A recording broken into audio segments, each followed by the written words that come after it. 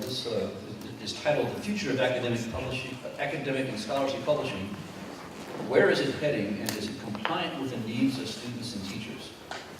Well, I certainly hope so, because it's an exercise in futility if it's not.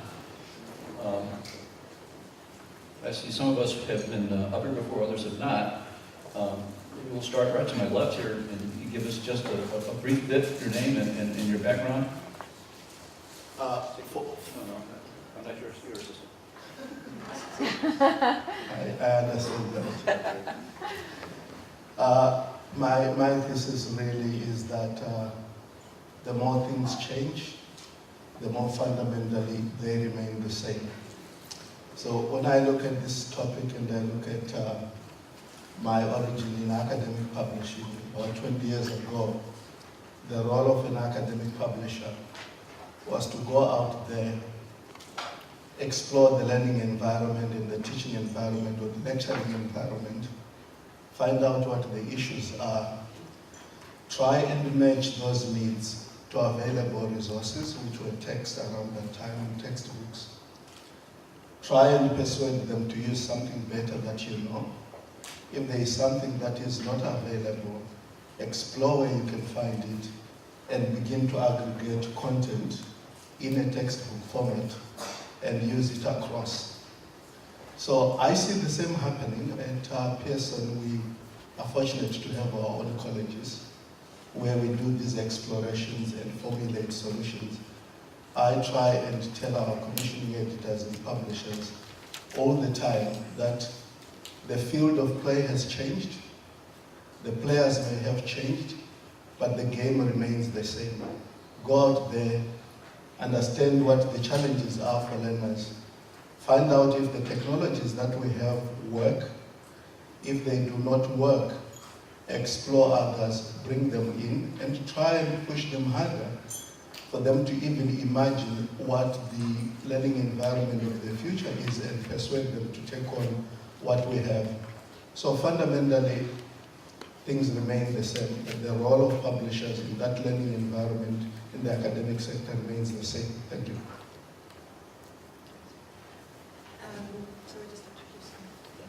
So I'm Barbara Mallinson from Obami, I spoke earlier, and we provide a social learning management platform which is connecting about 400 schools. My view on content, and just to add further to it and how within the academic field, I think one of the things that we're grappling with is the standardization of that content for publishers and to make it obviously easier to port it between platforms. But then on obviously the user side and how they're very much at the stage where it's all very well having content, but content could be a newspaper article, it could be anything. It's really the two other aspects of a learning cycle that make that content relevant, and that really comes down to the pedagogy or the collaboration, the social collaboration, the interaction that happens between teacher and learner, and of course learners themselves.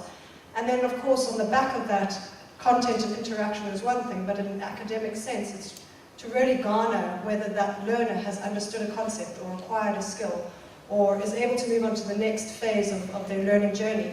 And I think that that's where assessment is incredibly relevant in this day and age. So from that perspective, I think content moving forward is getting there, but fighting against a standardized approach and making it a sort of a more interactive, immersive experience that is bolted onto other value adds is certainly the path I see it taking. Hi.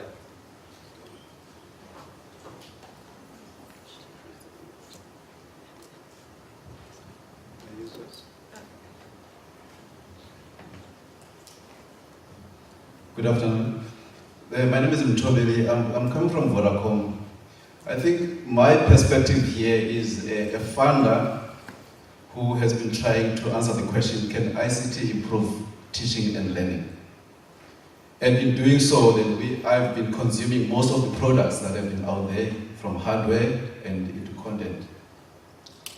And our experience has been that we do not seem to be yielding the value that we hoped for.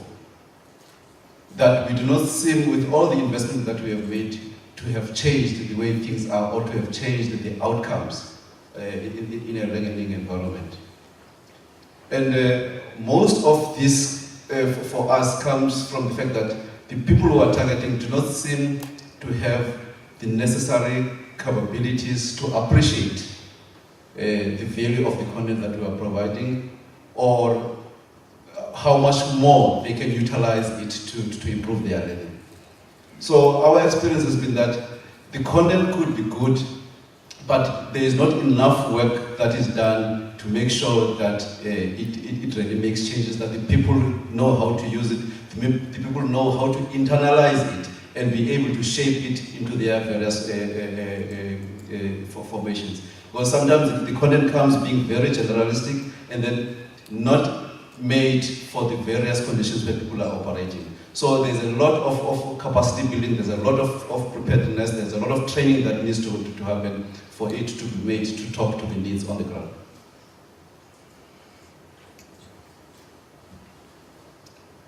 Hi, I'm Kobus van Wyk from Aztec, and my role is to work with different education departments, provincial as well as national, to run advocacy programs.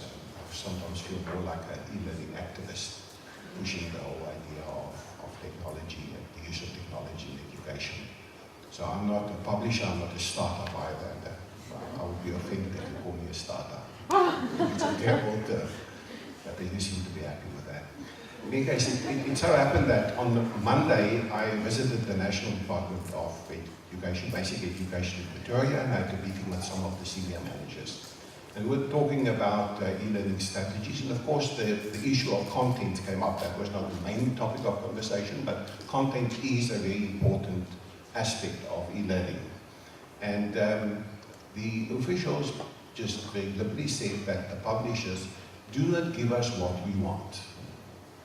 And then we discussed that, and what is it that you want? It became very clear from the discussion that they don't know what they want. So there seems to be a disconnect somewhere in understanding. And they throw terms around like, oh, we don't want to put behind glass. They used all these cliches, and we want interactivity, we want assessment, and they tell us a whole shopping list of what they want. But they don't really understand what it is that they want. Because in the education department, there are different voices. There's one very strong voice that says, please get rid of the publishers, they're sharks. It must be free and open and fair, and this should not be sold. They're in the same category as Microsoft, and it's a name that should not be mentioned. That's one voice. There are other voices that are maybe slightly softer. Some that say, well, paper books will be with us for a very long time still, so let's not worry about digital books. The problem that you are facing is that it depends on whose voice is going to be heard. And that will determine decisions that are going to be made in connection with digital learning in the future. And if the wrong voice is heard and accepted, then it will be a disaster, not only for publishers, it will be a disaster for everyone, for education, for our children. And so, therefore, it seems as if the course of wisdom would be for greater discussion between the industry, not individuals. You see, you go as an individual publisher and you go and talk to the education department. And they're like cushions. They take the shape of the last person that sat on it.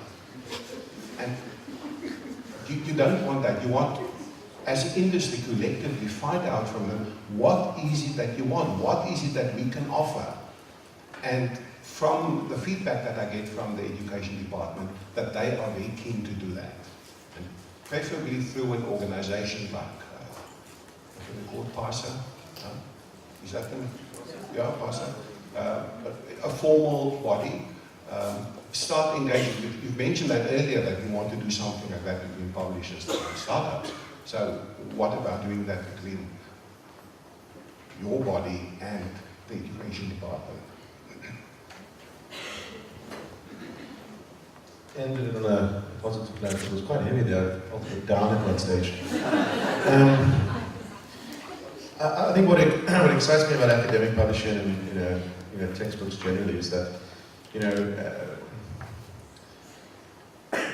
I've grown up with the internet and gaming, and we've grown up with the web.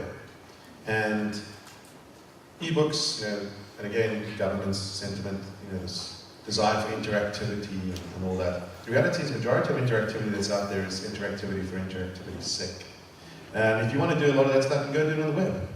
If you want to watch a video, why not watch a video in a book? It's the same why you want Candy Crush in a book. It doesn't make any real sense. And most people's experience of reading an e-book is really fiction. And when you read in a novel, I want to imagine what I'm, don't give me a video midway, it doesn't really work, and I don't want gimmicks.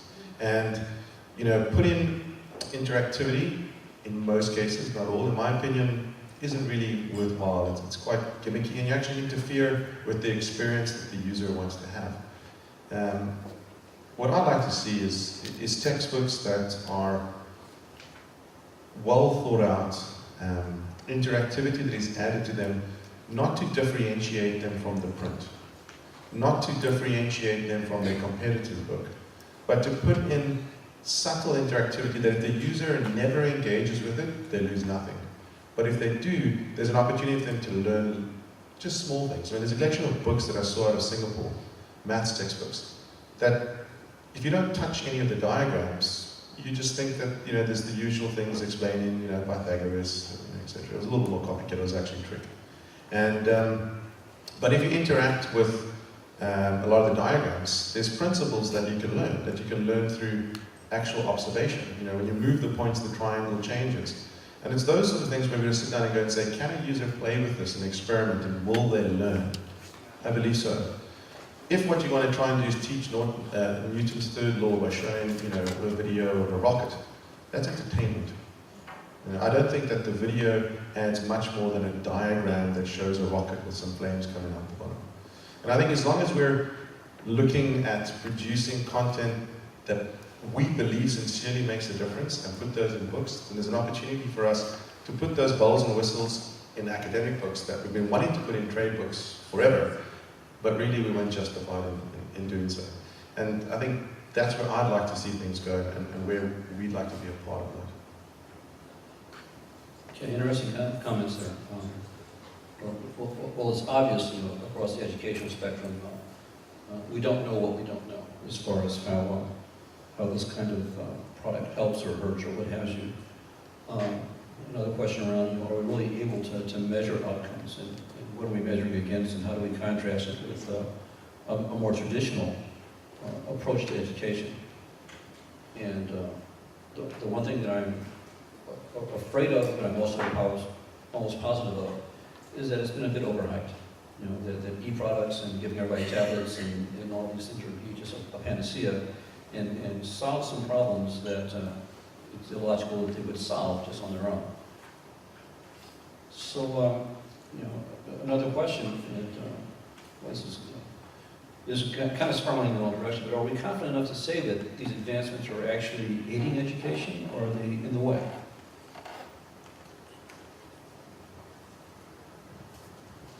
I think the difficulty that we have is that we come from an industry that is in place for some time. And even if you listen to the conversation that we have been having, it's still being centered around content and the transformation of that content onto different platforms. But if we ask ourselves the question, what is the best lever that we can use to improve education outcomes? Will the answer remain the textbook and content? It probably is not, because if you expand the number of textbooks that you issue, you will probably sort out that problem. But the question is, South Africa is one of the countries that spends most, despite the problems that we are having, spends most on textbooks. So I think, if I go back to my opening statement where I said that the more things change, the more they remain the same, I would qualify it by saying what digital technology and the new environment allows us to do is to do more of those fundamentals. And one of those is to begin to look at the biggest lever that we can use to change educational outcomes. One of them is in assessment and the remedial tutoring. When I was teaching, people talk a lot about why a country like Zimbabwe still has the highest literacy on the continent, even given the trouble that Zimbabwe has gone through.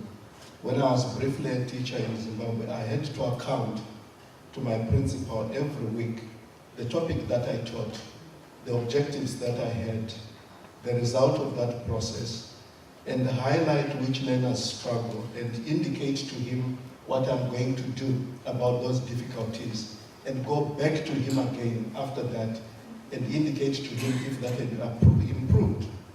I would have loved at that stage as a teacher to have a learner management system where I would not have to remember what I did with every learner, where every learner is, and just to go in, feed in their name, and all the activities that I have to do with them, the remedial activities that I have to do with them, come out and I carry on.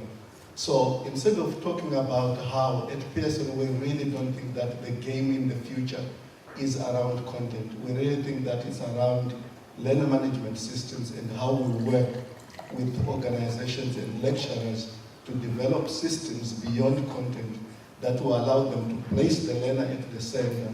And actually, in fact, we are required at a global level to report on the efficacy of every product and every learning system that we develop on how it will impact on the outcomes with the learner at the center of that process. So that's where I think technology allows us to do a lot more of what we couldn't do. If you look at a traditional book, you wanted to enhance it by quite a number of things, but it would rise and rise and rise and become unmanageable.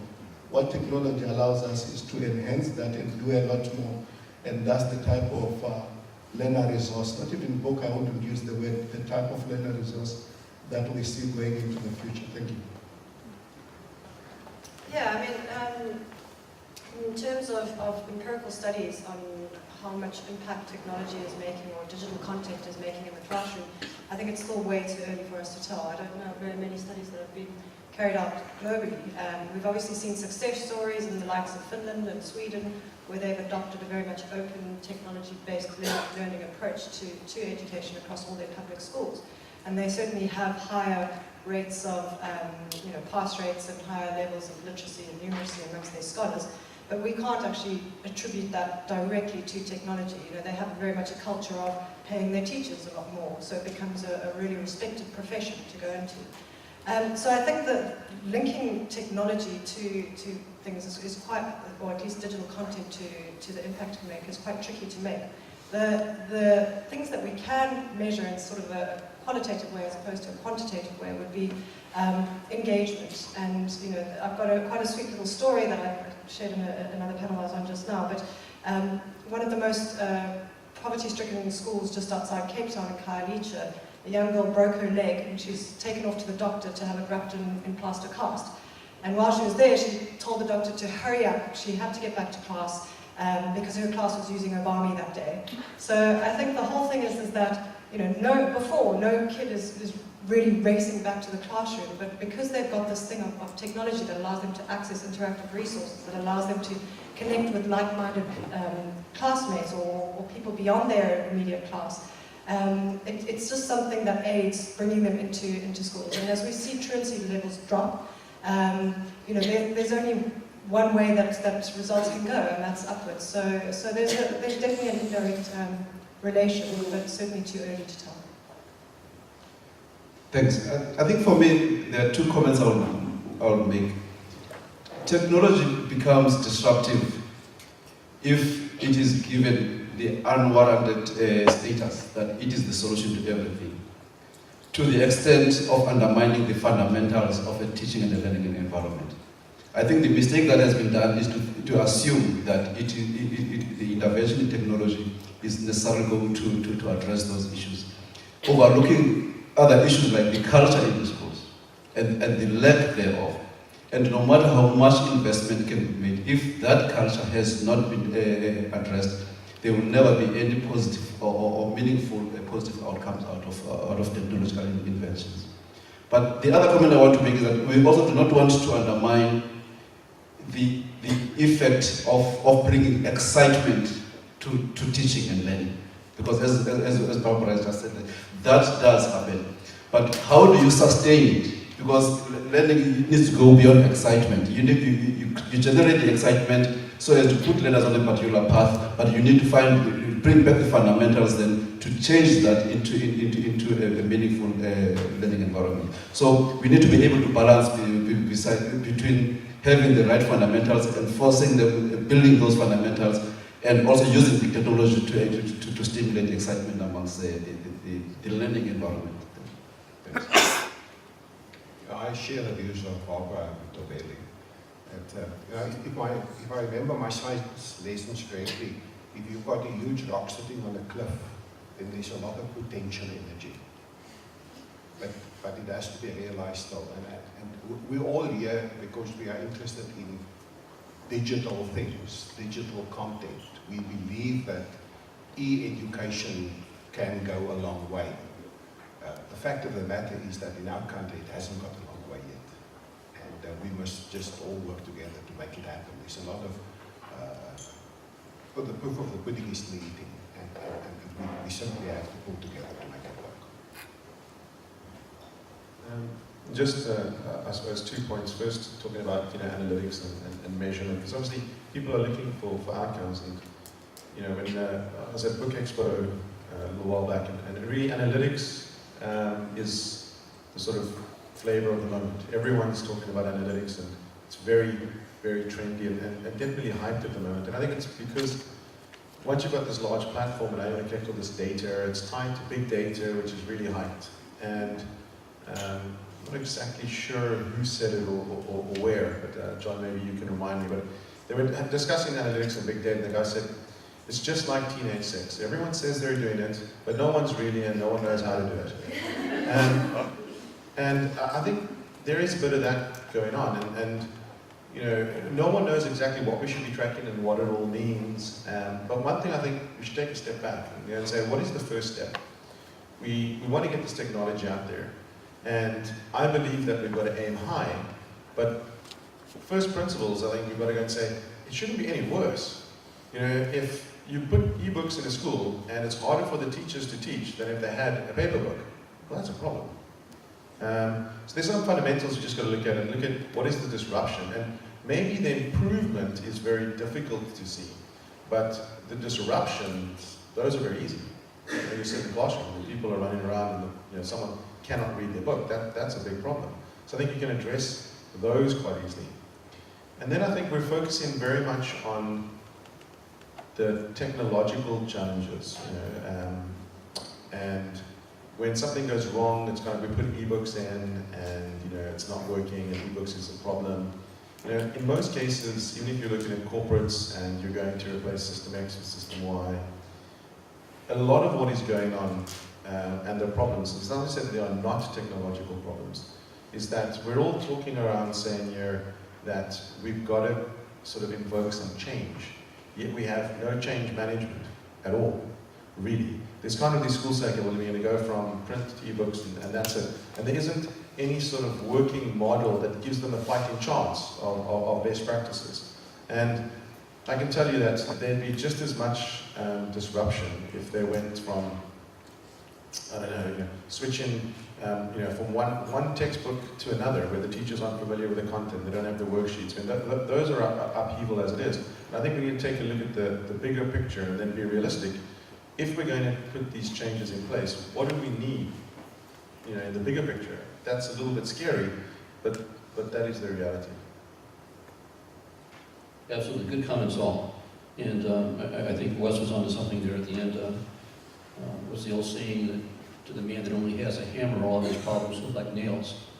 And I think we sit here and we look at our educational problems and we're grabbing the hammer of the moment, which is digital right now, thinking that by applying this to these very problems, that there'll be some sort of instant solution. On the positive side, it's brought the light onto a lot of things, and we're engaging in discussion that maybe wouldn't happen, and that we are making attempts to change and attempts to really drive some educational outcomes, and I think that's a very positive thing.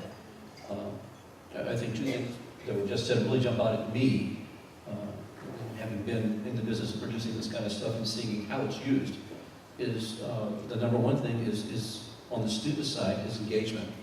That you can drive engagement with this digital hammer you have, and applied carefully and properly, that has legs and will really work. And the other thing that Brian brought out, which is actually part of my next question, is that I think that teacher tools are way more important than just digital content right now. And that I think that in the rush to digital, a lot of people forget about the place and the proper use and the importance of a teacher in classrooms. I mean, some people make it sound like you could drop off a Mercedes in a toolkit and some instructional design material, and they could tune up your car. And that's not quite true. I mean, there actually has to be some adult supervision, so to speak, in order to make this thing go.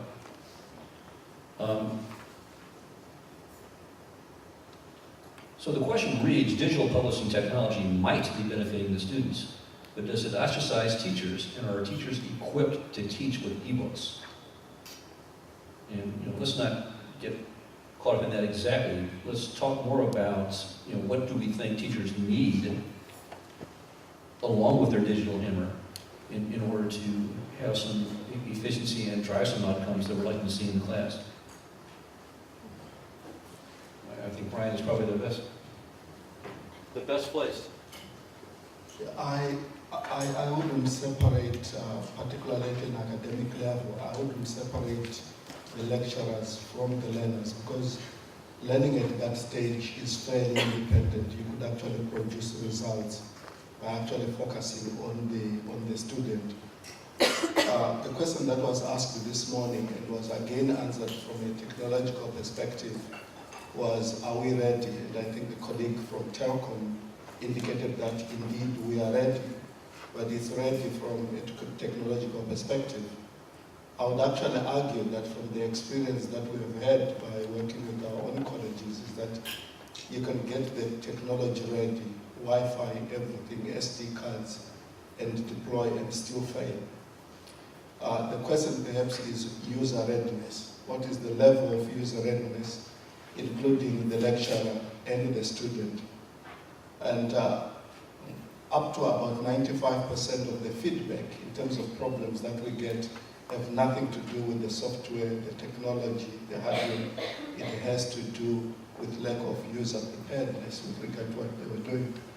So the transition that we have to make as publishers is that while it was enough to make a book and drop it by the school and walk away until you do the next edition, we are converting ourselves from distributors of products to providers of services. And that provisioning of a service means making sure that the tools that are required by the lecturer to facilitate the lecturing process and for the learner to engage with the content and the digital assets that you provide are in place. What it is really calling for publishing companies is to have another look at the business model, because a lot of the time that we spend and the resources are not in the build of the technology and the platforms, but being there in the institution, looking at how they are using what you have given them and how you need to improve on it so that things can get better. So we really, in fact, a lot of our activities have to do with teacher training. They have to do with, we have the UX department, which looks at user experience. And most of our people are spending a lot of time on the ground looking at how these resources are being used and how the results are coming through. Yeah, I think it really does come down to teacher training and just having that confidence or desire to be confident and competent in using ICT. That really makes a huge difference to any teacher, because it's a very daunting thing for teachers to stand up there when they know all these kids probably know more about technology than they do. I get daunted when I go to see a bunch of kids. So that kind of thing, I think, really needs to be addressed at a much higher level. We don't have teacher training colleges anymore. I know that the government is looking into instilling these again. But at the teacher training level, there is no technology being taught to teachers and how to use technology and pedagogy. And I think that's one of the fundamental flaws in the whole business model at the moment, or the whole model at the moment, is that those teachers coming into the system, while they might be very competent on the likes of Facebook and Google, they've actually never used technology as a tool in their pedagogy. And so the technology is failing them at that level. If we can bring in those kind of lessons at a much younger, sort of lower or sooner environment during their training phases, it makes sense that we do that. And so that when they get into the field, they actually have the right approach to it, where they see technology as a tool, the content again as a tool, but it's more about how they take that technology and that content and they communicate it to their audience. Yeah, I think that's in terms of teacher training. And otherwise, teachers really are, as soon as they're... Who owns that? Who owns that? Who owns that problem? At the moment, it's the universities who are training Or teachers. is a better question, who should own that question? Who should own that solution? I think it could be content providers who actually, take on teacher training themselves, like Pearson says they're doing, like I'm sure most other content providers are. Publishers, are we doing that? Are we paying attention to our let's see if show of hands. Yes? Okay. Then why are we hearing that it's an issue from the panel? Just think about it. UCT last year, Obami was actually integrated into the curricula for the postgraduate diploma in teaching or in education. And it was the first time in the African continent that they actually brought in a technology as part of the syllabus. And that's something I strongly think we need to change. Yeah, I think it is easier to address this problem when we talk about the trainee teachers at universities. That can easily be integrated into their training program. I think the biggest challenge is that most of the teachers are already on the field. They are teaching. How do you get them then to see ICT as a teaching and as a teaching tool? And our experience is that we have set up or equipped these teacher centers throughout the country. But even before you get to the point of exposing them to how to use the content, basic IT literacy becomes an impediment. And the experience is that cannot be overcome by a 3-day training course, which most of our funders have been doing, and hope for the best. It needs a sustained program to get the teachers first to feel comfortable in handling the hardware itself before they can interact. So now it means there's a lot of investment that needs to be put in there. So even for the content providers, the content itself then will be fruitless if it is not packaged such that there has to be a module of training of the users, then the content itself, and then an after sales kind of program. Though then the negative side of that is that now it means their product will be more expensive, but unfortunately, for it to be effective, we have to package it like that. Your question was who is responsible for training the teachers? Now ultimately, the responsibility must lie with the state, with the education department. They are the employers of teachers, so they are responsible for it. But it is a joint responsibility. Yes, the universities have a responsibility to train new teachers, but we're sitting with nearly 2/5 of teachers that are there already that have been trained. The universities can't touch them because they're in service. So it must be a joint responsibility. Now I know that there are some of the publishers that are doing excellent work in training the teachers, but it's a little bit here and a little bit there. It's all fragmented and there's very little effect. So once again, I believe that we must take hands with the education department, establish a forum and decide how are we going to take this forward so that we can have a real effect.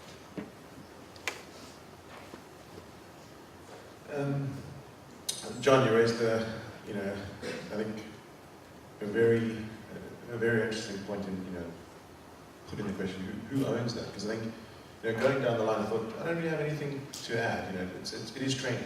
It's a combination of, I suppose, technical training, but also just some training to overcome fear. And everyone knows that, but it really is the problem of who's actually going to go and do it. I think publishers are doing it, we're doing it a bit, but I think no one's really owning it and saying this is their mission. Publishers are doing it because it aids them in their business, you know, but it's kind of, I do just the bit that I need to sell their book, and we do the same. It's not, it isn't really a business model that makes sense and scales to be able to go out and do it en masse. It doesn't, you know, and no one's attempting to go and do that I know of. And I agree with you, it does sit with the state, you know, I suppose, and that's not great. You know, we need to have something better than that. And I suppose it is around engagement, but you know, a lot of the times we've had this discussion, and you know, I keep thinking, you know, when we look here and say, well, we've got to work with government, we end up back at this thing saying, you know, we need another forum, you know, and there's got to be something more. I don't know what that is, but I feel very unfulfilled with, you know, I know that, you know, we're ambitious and aggressive and excited about what we're going to go and do, but there is this giant elephant in the room of how do we train these teachers, and I think that's an immense, a real immense challenge. Don't have the answers, but maybe there's a forum. I don't know. You're volunteering. Yeah. We don't start up onto it.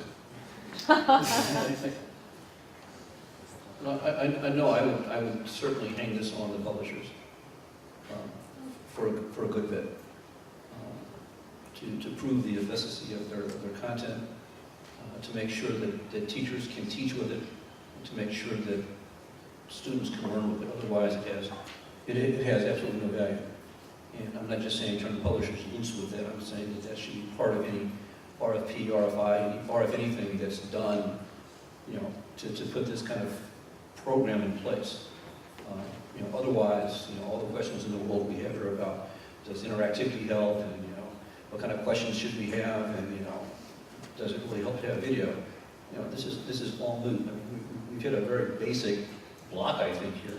If we're saying that we need to improve the level or the operational readiness organizationally of the teachers to use these products, or not so much to use these products, but I'm not saying they're good teachers or bad teachers, to be able to leverage them in the way that we think that it could be leveraged in the groups as a teaching tool. And even though most of what I know about this comes from adult education, I'll just tell a story about when I was at Elsevier.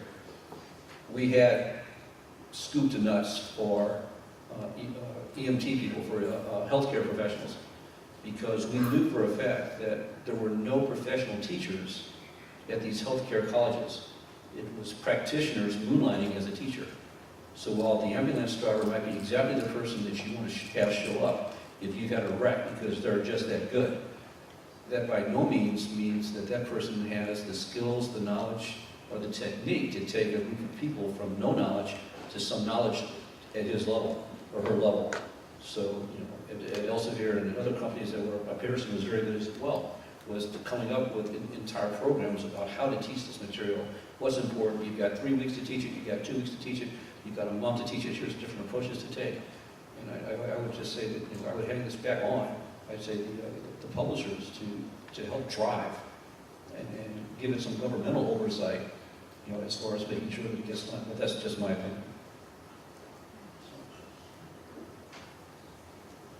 Is that all the time, or is that time till questions? That's time till questions. That's all the time that's left. You've got time for questions. Yeah. Before we turn over to the audience, anything else from the group?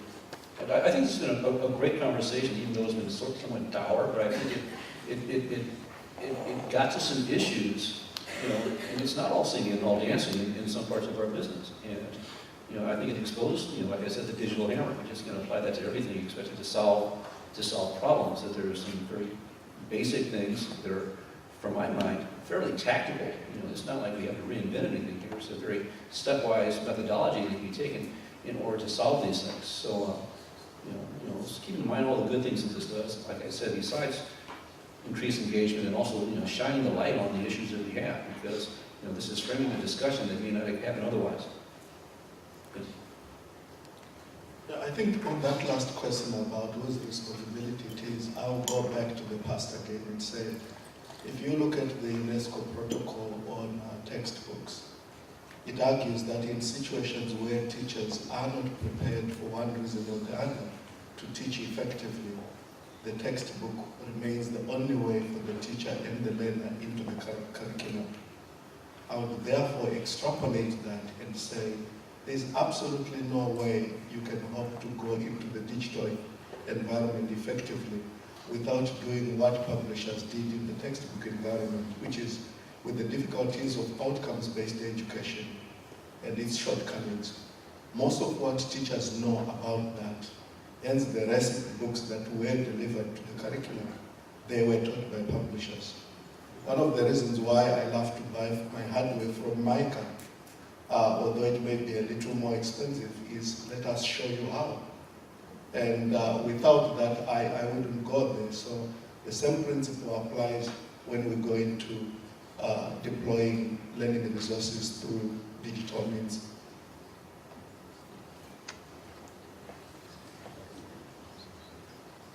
Questions? There has to be questions after this one. There are two interesting projects I know of that are testing whether teachers can be taught to use ICTs in schools. The one is here in South Africa, the one is in the US.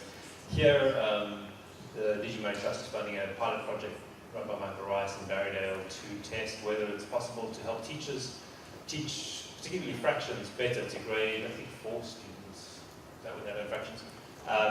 But using tablets as the teacher's learning device, the teacher is learning how to teach fractions on using the tablet, quizzes, chat rooms, and so on.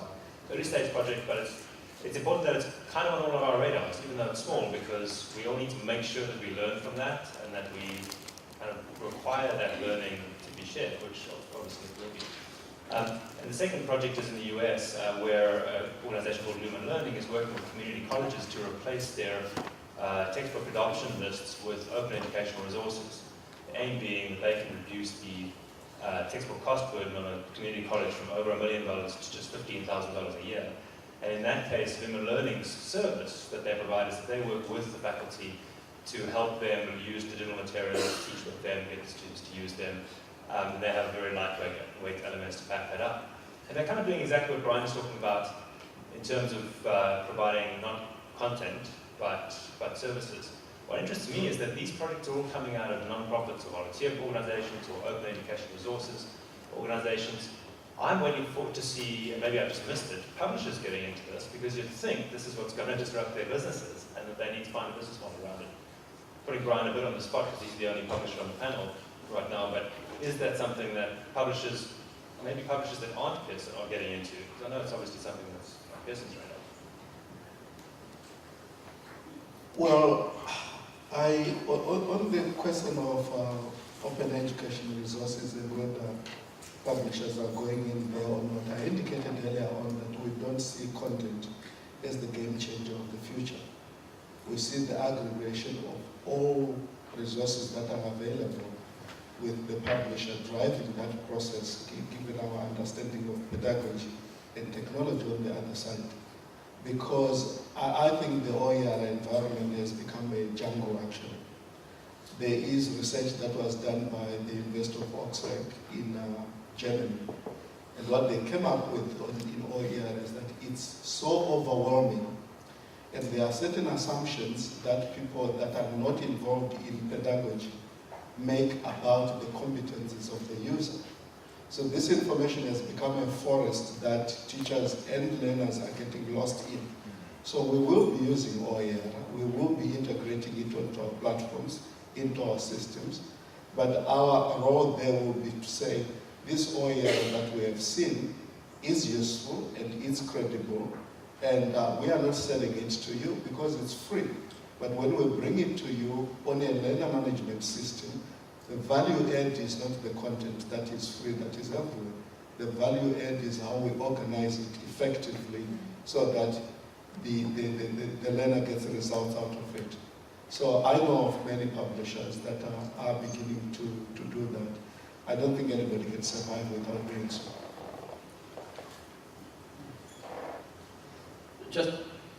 Just an aside, this isn't a South African problem. I can tell you of numbers, many colossal flameouts in the United States around this very same subject, where people thought technology and money could solve some fundamental problems that were overlooked, tactically in the implementation. And we're talking in the terms of tens of millions of dollars that have been called into question because people thought that give them tablets, give them some interactive exercises, and away they go. When in reality, that's really not the truth. Hi, Wilhelmine from Juta. One thing that hasn't really been mentioned today is language, which is kind of strange if you take that the content that we do produce is in languages. And I guess I was just wondering if, with this technology and the application and learning programs, etc., we still have a large percentage of our students whose schooling is in English, who don't actually speak English as a first language. And have you found that technology has been able to fill some of those gaps and help learners to gain a better understanding of subject matter and improve their learning? I can only really answer with examples. Again, it's hard to go back to the empirical studies of them. But so on Ubami, we obviously deal with content in a number of ways. We partner with the likes of publishers, and we have a gateway for that. So we create a framework that allows content to sit within it, and that really comes down to the publisher at the end of the day. Just as we do support user-generated content that the teachers are making themselves and the kids are making themselves. So we have a number of things across various languages. We've got an Afrikaans teacher who gets her kids to blog every day for at least a month, and it's called 30 Geskenke, which means 30 gifts. But they have these great projects, and because it's user-generated content, they can do it in any language. We've also digitized 4 years worth of annual national assessments and national senior certificate past papers. So kids can go online, they can sit and submit those assignments digitally and get instantaneous feedback.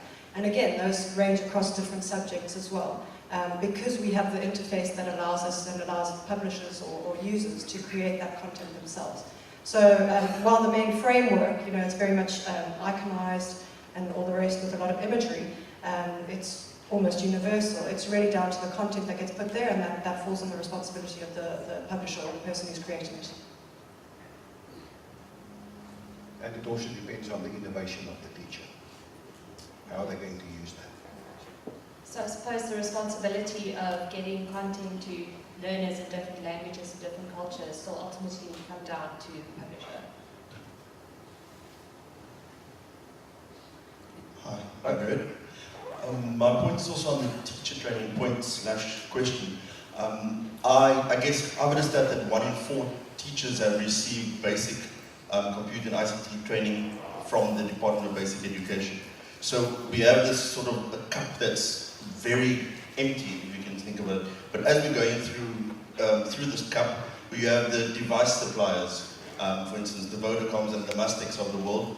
Where do you see your role in the training of teachers itself? Because as a publisher, you supply an ebook, an EPUB. Do you teach the teacher to download the app? Do you teach them then also to use a desktop computer to actually manage their tablet? How far do we go as publishers? And sort of in this collaboration, as it was mentioned, which player sort of operates where and who fills which roles, would you say? Especially in terms of the device supply and like Vodacom supplying the networking and all of those. It's a shared responsibility. In designing our approach, we had to realize that we can only do according to our own competency as Vodacom, which is connectivity. But now we needed to find a hardware partner, we needed to find a content partner, and we needed to procure training providers. So now it means besides connectivity, all the other interventions that we are doing, it is where we just take out the money because we don't have the inherent competency to deliver those. So as Eko was saying, it must be a shared responsibility. We have managed also to draw in the Department of Basic Education and ask them to take certain aspects of that of the problem, to make certain things available, to make the actual buildings to be available at their own cost, to maintain them, whilst we are going to bring in the technology and the connectivity and procure the training. So there is no single entity, but I think the problem is that as the different entities, we don't talk adequately. we don't have shared vision, we don't have shared approaches. Hence, then all our initiatives are all of them at a pilot phase, and they never go beyond that. The places I've seen this work best, there's been a very tight integration of the three areas you talked about, the content, the hardware itself, and the connectivity. And the places I've seen it work the very, very best, and I'm talking about Brazil and Mexico, is where a publisher actually took the lead in tightening up that integration. And helps with the hardware, helps with the communications, helps with the whole interface of all three of those items. And that publisher has been enormously successful in those marketplaces by doing that. So basically they turn connectivity almost into a black box. It's not something that the teacher should worry about. How the hardware operates just peripherally is something the teacher needs to know about. But the publisher really takes care of a lot of all those items. I think many people have been asking questions around what publishers can do, especially with regard to training. But there is something that I need to mention before we close this session. And it is that there is need for greater collaboration between the authorities in the department and the industry, because the delivery of effective education in a technological environment requires that collaboration. At the moment, the schools are a no-go area for commercial entities. On one side, we have the department understandably trying to protect the teaching time that is left because it's shrinking due to competing priorities. Yet on the other, you would like to see these companies that are working with them to develop product being able to go in there and help where they can. That space needs to be regulated, but it doesn't help to close it all together. Okay, thank you for letting us go over. I think there's probably not much more important conversation to have other than education. And not more of an important area for us really to direct ourselves as far as future-proofing our civilization. So thank you so much.